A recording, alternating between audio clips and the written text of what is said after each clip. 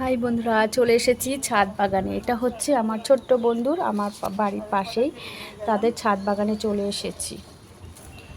আর দেখো, একটা গাছে পুরো ছাদ ভর্তি মানে লাউ শাক হয়েছে। আর শাক পাতা সবুজ জিনিস কে সবাই পছন্দ করে, খেতেও পছন্দ করে, তাই কি না বলো? দেখো ছাদ বাগানে কত লাউ হয়েছে, আর গাছগুলো দেখো পুরো।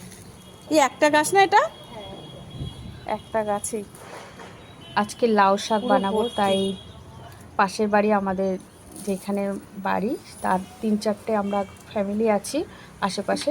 আমরা সবাই একসাথে মিলেমিশেই থাকি, আর কোথাও গেলেও একসাথে যাই। আর পাশের বাড়ি সব সময় তো জানোই বন্ধুরা, সবাই একে অপরের।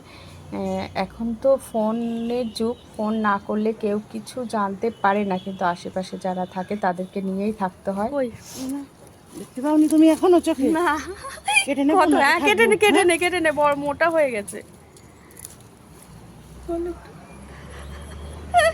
সত্যি দেখ, সাদা মতো হয়ে গেছে পিছনে। এটা ছিল, মনে হচ্ছে না সোনার খনি পেয়েছি। নিজের হাতে গাছ লাগানো, আর সেই গাছের থেকে ফল যদি হয়, সোনার খনিজা থেকে কিছু মানে কম হয় না, তাই না? মনে হয় যে সোনার খনিজা একটা পেলাম হাতে।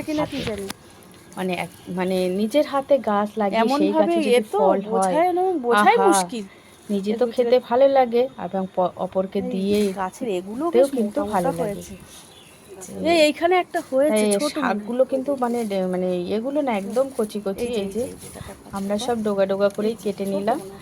কেটে আজকে শাক বানানো হবে বাড়িতে। তা এই রকম যদি ছাদ বাগানে গাছ থাকে, তাহলে তো আর কোনো চিন্তাই নেই না। বাজার থেকে শাক কেনার কোনো প্রয়োজনই হয় না। নিয়ে চলে এসেছি। দেখো শাকগুলো বেশ ভালোই, মানে সুন্দর বেশ শাকগুলো। দেখো ছোট ছোট লাউ হয়েছে, বাট এগুলো হবে না, একটু হলুদ হয়ে গেছে।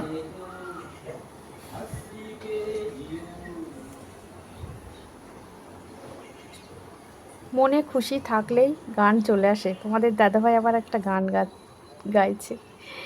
ওহো!